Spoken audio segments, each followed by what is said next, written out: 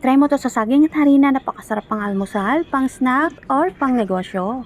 Napakadali lang niyang gawin, kailangan lang natin ng 5 pirasong hinog na saging. I-mash lang po natin itong saging. Mahabang saging po itong nabili ko, medyo makunat durugin. Kailangan din natin ng 1/2 kilo ng all-purpose flour, 1 tablespoon baking powder, 1 tablespoon yeast, 1 sachet 33-gram powdered milk, 1/3 cup sugar, 3½ cup water,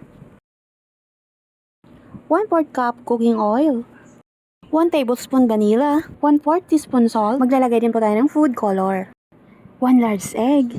Imimix lang po natin ito ng maigi hanggang sa magsama ang mga sangkap. At kailangan din po natin itong i-rest ng 30 minutes to 1 hour para mas umalsa pa at makagawa tayo ng marami kung sakaling ipangnenegosyo po natin. Magpainit muna ng kawali at tahiran po ito ng mantika para hindi dumikit ang ating hotcakes. At maglagay na ng hotcake mixture depende sa dami na gusto nyo.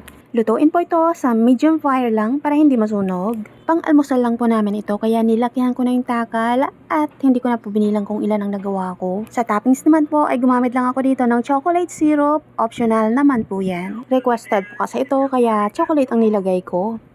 O tara, let's eat! Enjoy!